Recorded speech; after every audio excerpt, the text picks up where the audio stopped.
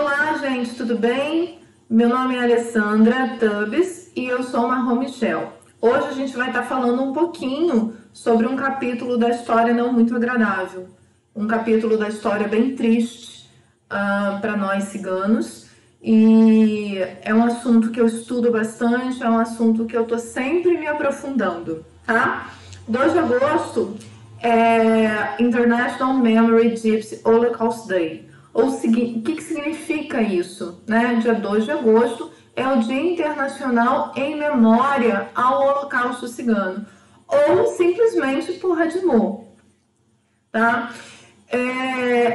Aqui a gente vai conversar um pouquinho sobre os fatos que desencadearam Porra de Mo e entender que esses fatos não começaram na Segunda Guerra, mas sim há uma cultura anti-ciganista, né, anti-romá, desde antes da Primeira Guerra Mundial. Então aqui a gente vai começar a entender como esse ódio pela minha etnia começou, tá? Eu não vou entrar em detalhes do próprio Porra de Mo, porque aí seria uma aula muito extensa, e fora que, né, são muitos campos de concentração, foram 30 campos de concentração que os ciganos estiveram e 6 guetos, né?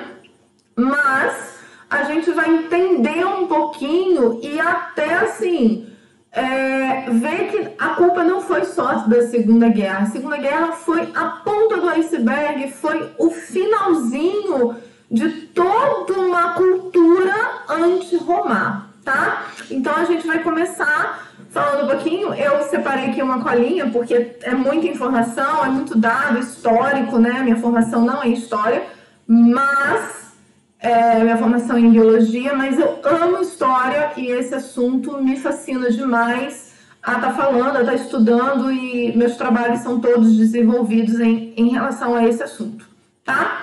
Então a gente vai começar a falar. Então a gente vai começar com um breve histórico, né? Então nesse breve histórico a gente vai entender um pouquinho sobre a perseguição romani. Em 1442, olha só, 1442, para fazer um paralelo, o Brasil ainda não tinha sido descoberto, né? Só para ter aquela linkar, né? Porque às vezes a gente fala datas e não linka, né? 1442, Brasil não tinha sido descoberto ainda, né?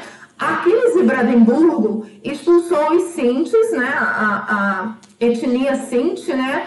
De suas terras. Logo, essa ordem foi seguida por todo o Império Alemão. Então, vamos começar por Aquiles de Brandemburgo. Em 1442, a gente não tinha a Alemanha, não tinha o Império Alemão. A gente tinha o que a gente vai chamar de Sacro Império Romano. Esse Sacro Império Romano era centrado nas cidades da Bavária, né?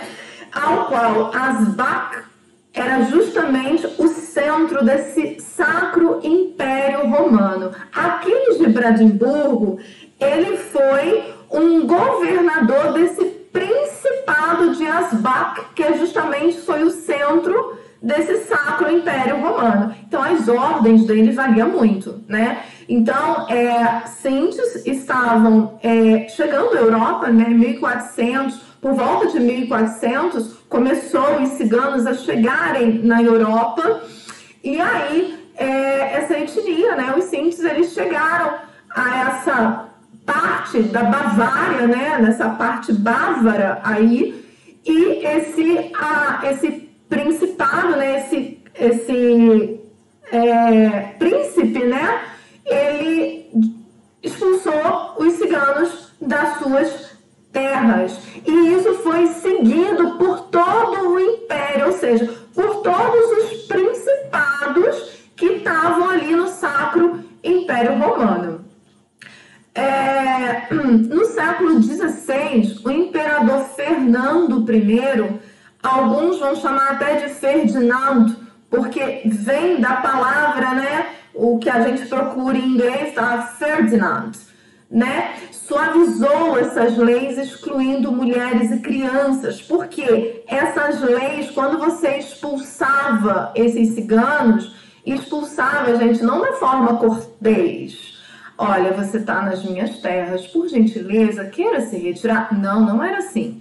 Era simplesmente, era a tiro, era a paulada, era batendo. Então, Ferdinando, que foi um imperador também dessa Império Sacro Romano, tá? E posterior ele foi imperador da Boêmia e depois ele foi imperador da Hungria. Ele suavizou falando, não, olha só, até os ciganos eles não precisam estar na sua terra, mas por favor, não usem a brutalidade com as crianças e com as mulheres, somente com os homens, né? Então ele suavizou essas leis. E aí, em 1725, o rei da Prússia, Friedrich Wilhelm, né? Ele ordenou que fosse enforcado qualquer pessoa que possuísse a tez amarronzada. O que ele quer dizer com isso? Que se você olhasse na rua e encontrasse alguém com uma tez dourada, amarronzada, né? Tez de cigano, né? Tinha que ser enforcado, porque ele não queria cigano na Prússia, ele não queria cigano nas terras dele. Então, qualquer um que tivesse a pele semelhante à pele do cigano tinha que ser enforcado, tá? E aí, em 1899, e aí quando a gente fala de 1899, a gente já está falando de antes da Primeira Guerra, tá? A gente vai chamar de República de Weimar. Ainda também não era Alemanha, era República de Weimar, tá? A sede da Polícia Imperial de Munique estabeleceu serviços de informações sobre os Romani, mapeando vigilância contínua desses Romani. O que ele quer dizer com isso? Ele quer dizer que nesse momento começou a ter fotografias e registros, cartões, identidade, passaporte, qualquer que seja, qualquer documentação para registrar esses Romani. Então, esses Romani passaram a ter um registro, um número. Ah, nossa, isso é bom, que ótimo, isso torna o cidadão. Não é por esse lado que eles viram, não. Eles viram que, tendo um registro desses romanis, né, no caso da minha etnia, faz com que eles pudessem controlar mais essas indas e vindas, esse nomadismo, pudessem controlá-los de uma tal forma, tá, para não desrespeitar lei nenhuma. Então, era um controle rigoroso em cima dos Romani. E aí, em 1926, veio uma lei para lutar uma lei contra os ciganos, aplicada na Baviera, tornando-se nacional em 1929. Ou seja, durante essa lei, nesse período de 26 a 29, os ciganos eram proibidos de migrar, ou seja, não poderiam ser nômades. Então, os ciganos que estivessem na Alemanha tinham que ficar na Alemanha. E os ciganos que eram de fora não podiam ficar na Alemanha, nem da Alemanha sair. Então, o nomadismo ele foi proibido. Até porque esse nomadismo atrapalhava o controle do Estado, né? Então, o nomadismo nunca foi bem quisto, tá? Em 1927, a Prússia aprovou uma lei que todos os Romani deveriam ter identidade com foto. Mais uma vez, né? Controlar esses ciganos, controlar essa população Romani que estivesse entrando ali para, se acontecesse alguma coisa, prendê-los. Então, não era só torná-lo cidadão, era puro controle mesmo. E aí a gente está já aproximando ali, né? A gente já passou a Primeira Guerra e a gente está ali se aproximando da Segunda Guerra. Né? Em 1929, o estado de Hessen, né? Que a gente vai falar Hessen, propôs uma lei contra a luta à ameaça cigana. Neste mesmo momento, né, nesse mesmo ano, nesse mesmo momento, né, um centro para a luta contra os Romani foram criados. E aí, o que vai acontecer justamente aí? Essa luta é justamente assim, cigano é simplesmente não bem visto. Cigano não é bem visto. Rom e Sinti, que são os grupos que mais tinham ali pela região, tá?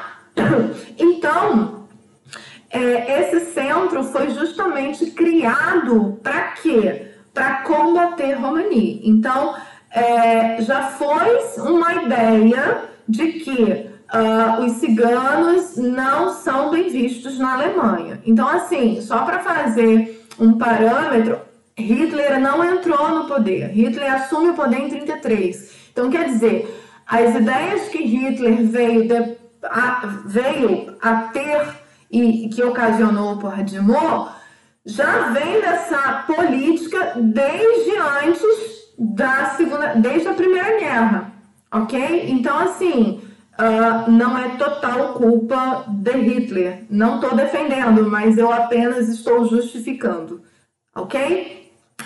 Em 1933, Hitler assume o poder, né, dá um golpe de Estado e um golpe lá e assume o poder. E aí ele cria mais leis anti-Roma. E nessas leis, né, uma delas é simplesmente os ciganos foram inseridos, né, à lei de criminosos habituais. Então, em 1933, começou a classificação dos ciganos. Eles entraram nessa classificação de asocial ou antissocial, né, que depois foi traduzido por um triângulo preto lá em Auschwitz, tá? Auschwitz-Birkenau. Em Auschwitz-Birkenau que foi colocado esse triângulo preto para ciganos, né? Então, essa categoria de asocial estava prostitutas, mendigos, vagabundos, alcoólatras, estava tudo nesse grupo. E aí só em Auschwitz é que tinha esse triângulo preto. Em outros campos de concentração, né, todos eles iam ter o triângulo marrom. Então, os ciganos, eles eram classificados com um triângulo marrom, amarronzado, castanho, e pela letra, né, Z de Zigan, né, que se escreve Zigner, né, mas a pronúncia é Zigan. Esse Z de cigano, tá? Então, só em Auschwitz que tinha essa diferença aí na classificação dos ciganos. Ainda também em 1933, os nazistas fundaram unidades de pesquisa de biologia demográfica e higiene racial. Nossa, gente, higiene racial, olha só. A gente é sujeira, né? Eu sou sujeira e eu tô tendo ser limpa. Não, não é isso, né? Higiene de exterminar mesmo. Então, nesse momento, entra um outro personagem muito mais importante até, é o mais importante dessa Segunda Guerra, que é Heinrich, né? Heinrich Himmler. Himmler, ele era o chefe da SS, ele era o chefe da polícia nazista. Então, é ele que decreta as ordens. Abaixo de Hitler é Himmler, tá? E Himmler, ele faz o quê? Ele manda pesquisadores e biólogos a pesquisarem, a fazerem experiências com os Romani para saber se há, né, algum cigano puro, se há miscigenação, para entender a etnia. Para que isso? Para jogar no campo de concentração com as suas devidas classificações, tá? Então, isso foi só justamente para determinar que os ciganos, eles vinham, né, de uma classe, né, daí veio essa classe indo-ariana, né, vindo do Oriente, né, indo-ariana, e eles decretaram que eles tinham que ir para os campos de concentração. Então, essa pesquisa foi mesmo para ver se tinha algum cigano puro, até porque a ideia principal de Hitler era uma limpeza, né, na Alemanha, e só deveria estar ali puramente arianos, né? Nada de híbridos, nada de miscigenados. Então eles queriam saber se havia algum cigano puro. E descobriram que não. Há miscigenações, até porque há miscigenações até entre os grupos, né? Por causa dessa migração, essa diáspora. E aí, em 26/11, né? 26 de novembro de 35, veio as leis de Nuremberg. E aí essas leis de Nuremberg foram aplicadas ao Romani, porque até então essas leis de Nuremberg são 7 leis. Eu não vou ler todas aqui, eu só vou dizer as que ligadas aos ciganos. Eram leis para antissemitas, eram leis anti-judeu, tá? Então, foi expandido as leis de Nuremberg para aplicar aos ciganos. Então, o que eu vou falar aqui é ligado aos ciganos, mas lembra que elas foram criadas primeiramente para os judeus. A primeira lei era a lei para a proteção do sangue e honra alemã, e proibiu o casamento entre ciganos e alemãos, né? Então, proibia casamento ou relação extraconjugal ou qualquer relação carnal. Não poderia ter essa relação carnal que poderia sujar a raça alemã e muito menos ter filho com cigano. Então essa foi a primeira lei. A segunda lei é a lei da cidadania do Reich, né? A cidadania do Reich. Essa lei era para tirar literalmente os ciganos de cidadão alemão. Então, era literalmente os ciganos deixavam de ser cidadãos alemãos e simplesmente eram nada. Então, eles tiraram qualquer cidadania que o cigano poderia ter naquele país. 33, só para dar um adendozinho, 33 foi criado o primeiro campo de concentração, que serviu como modelo para todos, né? Foi Dachau, bem próximo, né? Na Alemanha, né? Então ele é bem próximo ali da capital, e houve ciganos lá. Não em 33, a princípio ele foi criado para prisioneiros políticos, mas a partir de 37, os ciganos já começaram a chegar nos campos de concentração. 36, começaram os exames e a classificação racial dos ciganos. Então, os ciganos eram obrigados a fazer teste de sangue, fazer classificação racial, para ver se realmente haveria pureza no sangue cigano. Também em 36, né? Só que em março, judeus e romanos perderam, né, o direito ao voto, então eles perderam o direito à cidadania e, consequentemente, né, era uma coisa óbvia, iam perder o voto também. 37, Himmler, ele fez uma reunião com 9 representantes romani, de forma que, olha só que doideira, né? Himmler, ele queria que esses ciganos, eles apontassem o dedo dentro da comunidade deles, quem era cigano puro e quem não era cigano puro. Porque quem não era cigano puro ia para campo de concentração. Só isso, não há nada, né? E os 9, né, representantes romani falaram: não, a gente não vai fazer isso. Todo mundo é romani, todo mundo é sinti ou rom, não tem isso. E aí o que aconteceu, né? Foi ignorado isso, porque eles não cederam a essas pressões, e aí chegaram os primeiros ciganos em Dachau. Como eu falei para vocês, Dachau foi criado lá em 1933, mas os primeiros romanis chegaram em 37.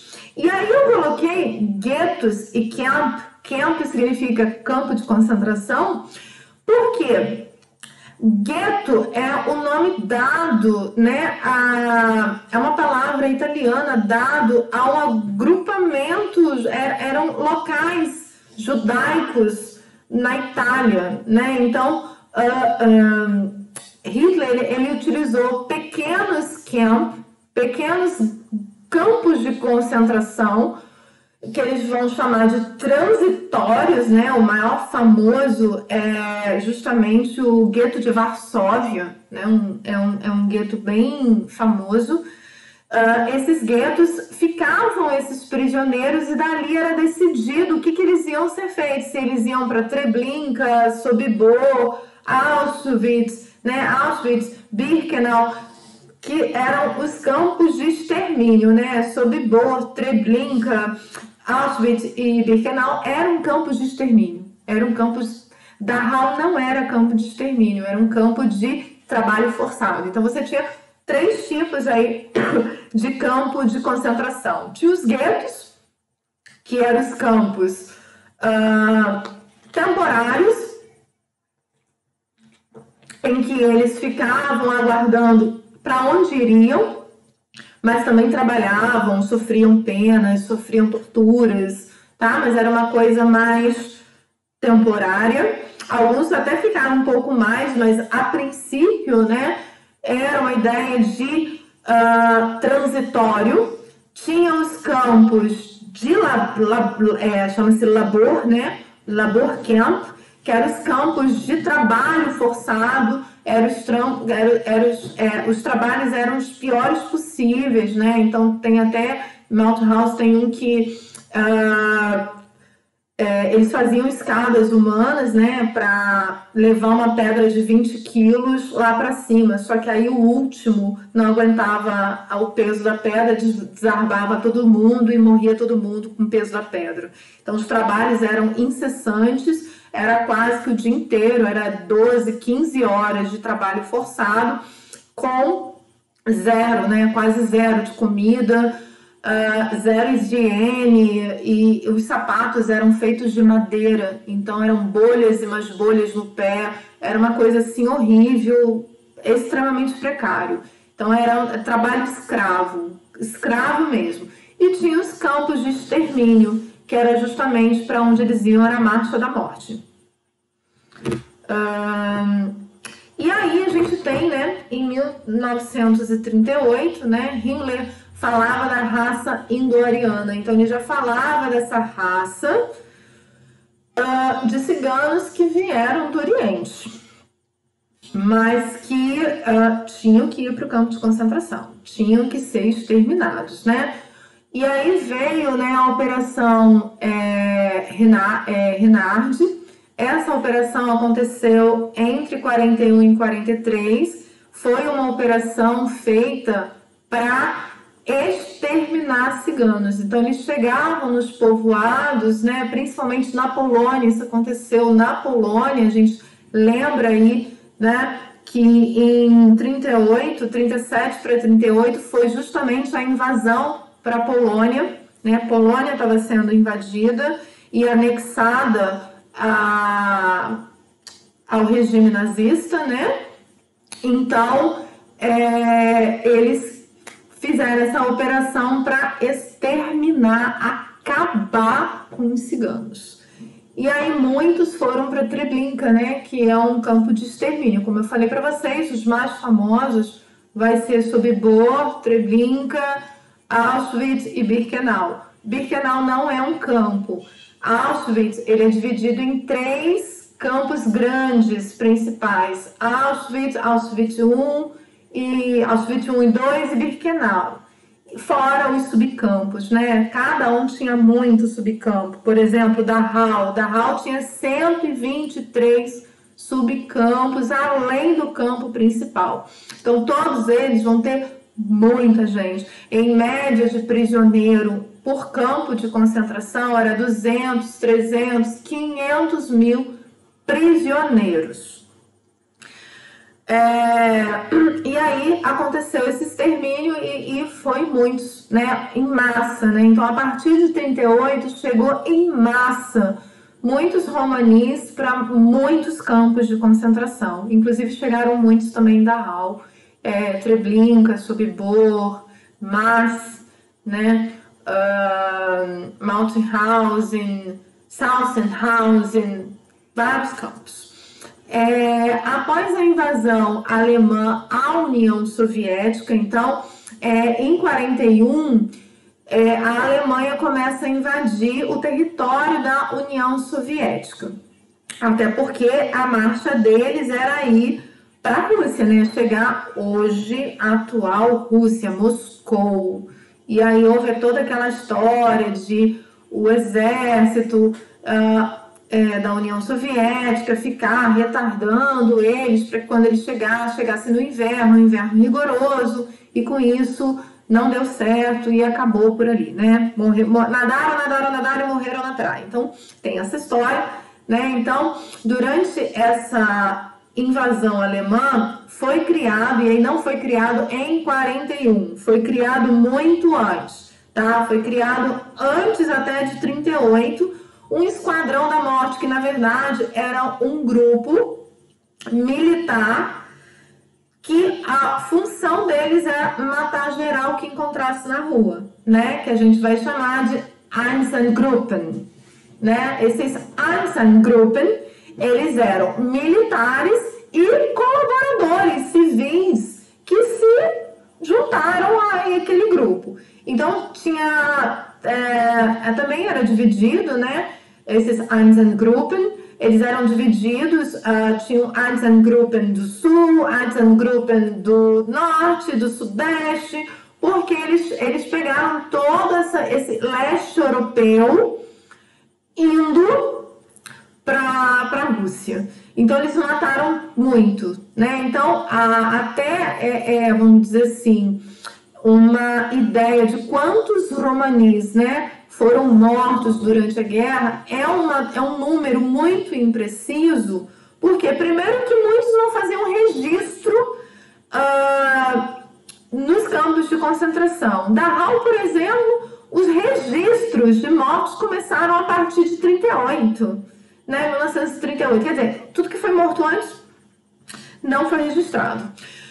E fora que tinha os Einsatzgruppen, né? Os Einsatzgruppen, eles simplesmente, literalmente, há filmes, tá? Tem um livro sobre Einsatzgruppen.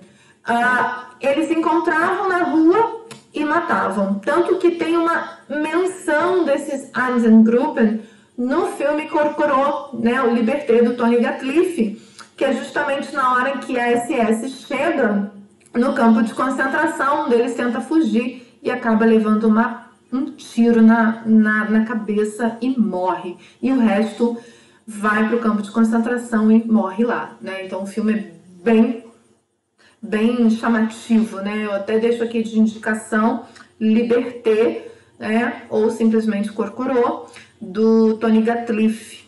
Ele é muito bom para essa época de Porradimur. Então, há muitos assassinatos, né? Há relatos, inclusive, de a antiga Tchecoslováquia, as cidades da antiga Tchecoslováquia, que hoje não é mais, agora é Tchequia, né? E Eslováquia, né? Então, as cidades em que 100% dos romanis morreram, tá? Não sobrou absolutamente ninguém.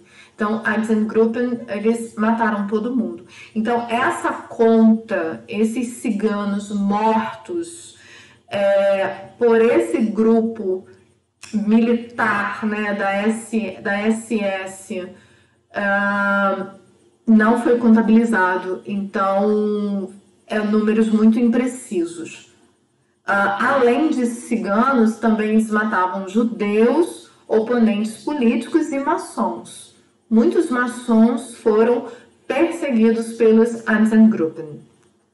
Em 42, Himmler assinou uma ordem de deportação em massa para Auschwitz-Birkenau. Então, o que foi isso? Todos os guetos que tinham ciganos ou ciganos que estavam espalhados em campos de concentração, né, Laborcamp, ou seja, campos de concentração de trabalhos forçados, eles tinham que ser deportados para Birkenau, Auschwitz, para ser mortos, porque lá era campo de extermínio, lá ia ter, né, fuzilamento, os extermínios eram fuzilamento, era o mais famoso, né, a câmara de gás, o gas chamber, né, injeções letais. Então tinha aí uma forma de assassinar. É difícil, gente, vai chegando assim, essa parte é muito difícil para mim falar, né? Eu tô me controlando aqui, você vê que já engasguei, já bebi água, porque é difícil e é um assunto muito delicado para mim. Em 16 de maio de 1944, em Auschwitz, houve uma resistência romani. O que é essa resistência? Essa resistência foi um grupo de 100 romanis que resistiram, que eles simplesmente se revoltaram, houve um comando, houve uma ordem para matá-los, e simplesmente eles se revoltaram, se rebelaram e não deixaram que os seus fossem mortos. Então, por isso, é louvado esse dia, é homenageado esse dia como o dia da resistência romani. Em 2 de agosto de 44, ao qual veio inclusive essa história dessa aula, é o International Memory Gypsy Holocaust Day. Porque nesse dia 3.000 romani foram mortos antes do fechamento de Auschwitz. Então se tinha já, as tropas aliadas já estavam chegando, Hitler já estava sabendo que as tropas aliadas estavam chegando próximo da capital, e num ato de desespero de Hitler, o que ele faz? Ele dá ordem para todos os campos de concentração exterminar seus prisioneiros. Então, só nesse dia, 3.000 foram mortos. Fora os outros dias, até a liberação em 45, né? Houve muitas marchas da morte, como Dachau, como outros, né? Que simplesmente eles pegaram os prisioneiros, os guardas da SS, e saíram do campo de concentração rumo ao sul, sem comida, no frio, sem higiene, sem nada, caminhando 12, 15 horas sobre uma arma, e muitos morreram no meio do caminho, né? Ainda tem isso, né? Essa marcha da morte também matou muitos romanis. Então, só nesse dia foram 3.000 mortos. A partir de maio, junho de 45, as tropas aliadas, principalmente as americanas, chegaram aos campos de concentração. Eles ficaram horrorizados, eles esbarraram por muitos cadáveres, né? Porque no final os crematórios já não davam conta de quantos mortos por dia. Era 200.000, 300.000 mortos por dia. Então já era muito cadáver nu espalhado pelos campos de concentração, pelos aposentos, né? A gente chama de barrack, né? Os barracões. E é difícil. E muitos estavam em condições subnutridas, né? E muitos, gente, nadar, morrer na praia. Muitos morreram quando chegou a tropa. Porque a tropa, quando viu aquela coisa, aquele desastre, aquelas pessoas todas muito magras, osso puro, né? eles começaram a dar comida. E aí, gente, isso é fisiológico. Você deixa de comer, o estômago reduz. E aí eles morreram, gente, porque eles comeram comida, coisa que eles não comiam há muito tempo.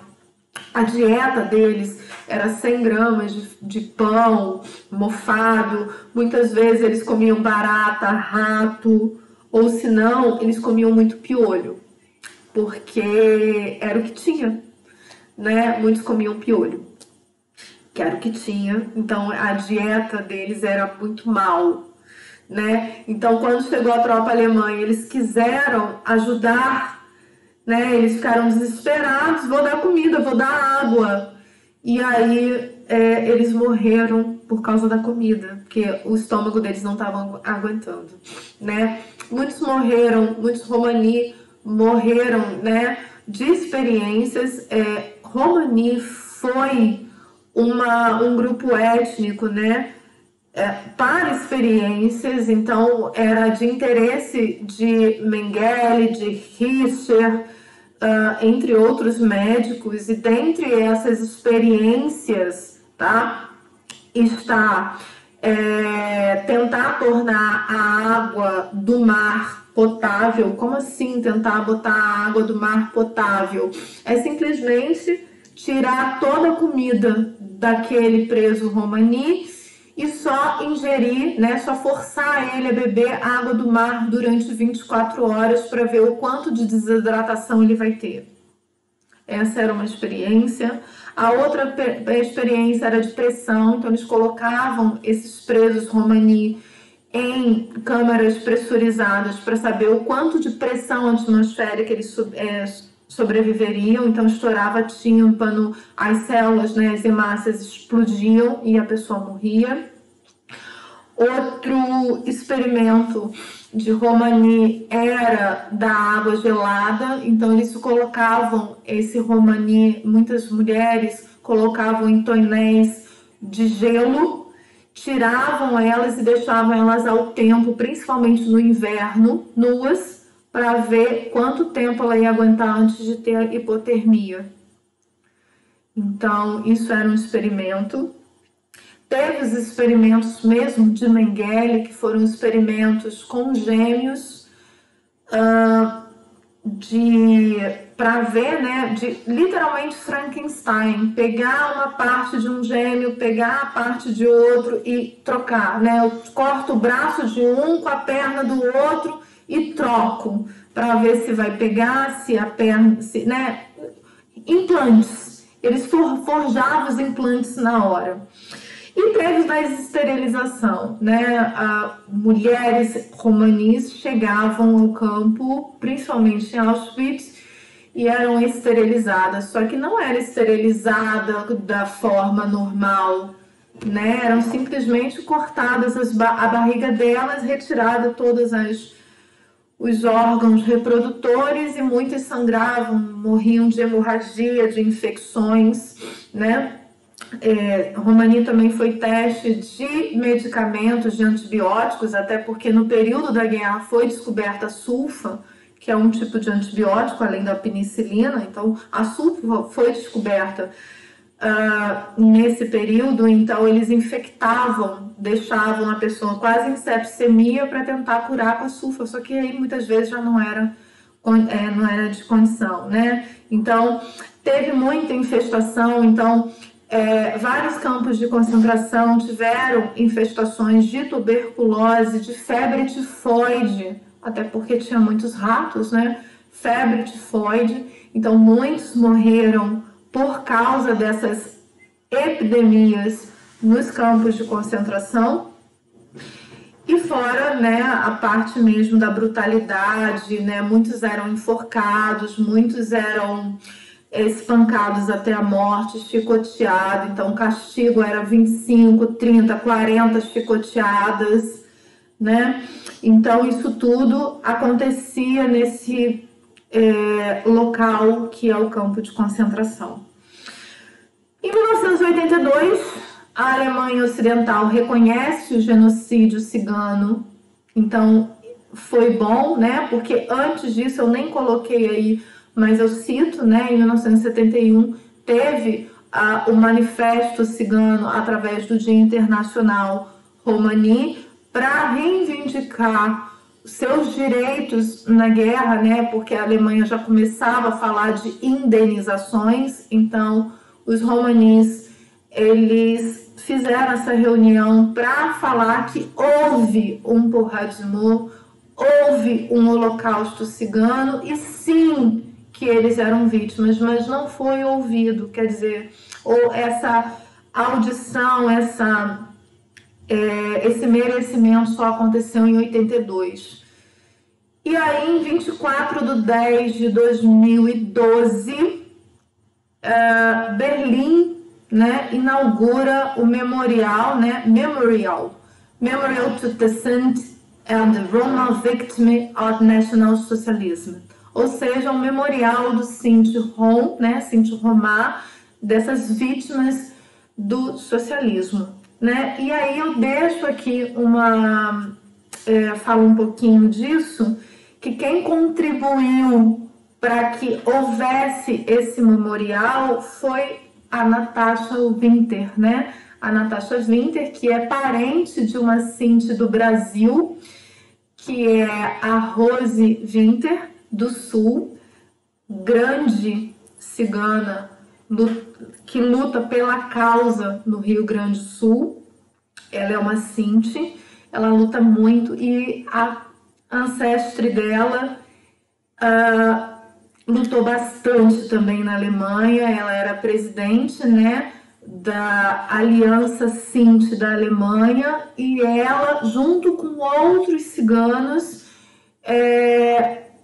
ajudaram a construir, ajudaram a fazer esse memorial que é tão bonito. É um espelho d'água, né, um lago, um espelho d'água, e no meio tem um triângulo, uma rosa. Então é um memorial muito bonito, tá, na capital. E é isso, gente.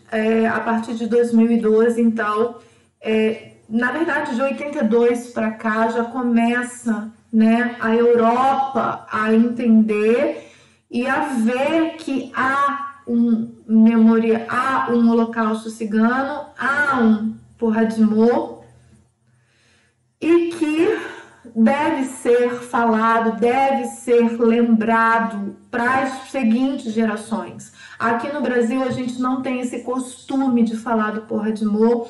Livros de história sequer mencionam a etnia romana, e quando menciona é um capítulo, menos de um capítulo, às vezes é um parágrafo, 2 parágrafos, mas a história, por mais dura que seja, eu me controlando aqui para chorar, meu Deus, por mais dura que seja, ela tem que ser falada. As próximas gerações têm que entender o que aconteceu, tem que ver o que esses ciganos, o que esses ancestres passaram para que hoje eu e muitos outros ciganos do Brasil continuem a cultura. Então isso é muito importante. Eu finalizo, né, com aí um pedacinho, né, de um campo de concentração, aí é Auschwitz. E aí eu termino, né, falando Porradimor Never Again, Fight Anti-Roma Racism, ou seja, nunca mais Porradimor na vida, né? A luta antirracista, né? A luta anti-Romá continua. Então isso é importante, né? Não à romafobia, não ao preconceito. E para vocês que estão assistindo a aula hoje, o que eu deixo é, quando vocês forem representar a minha etnia, dançar, fazer qualquer coisa, né, qualquer expressão artística da minha etnia, lembra que muitos sofreram para que hoje a cultura fosse viva. A cultura é viva, mas para a cultura estar viva, muitos sofreram. Então honre esses que sofreram, honre esses mais de quase 1 milhão de romanis mortos. Honre, porque é só isso que eu desejo. Todos os dias da minha vida eu honro todos os meus ancestrais pela cultura que eu tenho. E eu honro como? Passando para o meu filho. Meu filho não tem vergonha e ele é um romani, ele é um romanchel. Então, é isso que eu falo para vocês. Queria agradecer muito, tá? E até uma próxima aula. Tchau!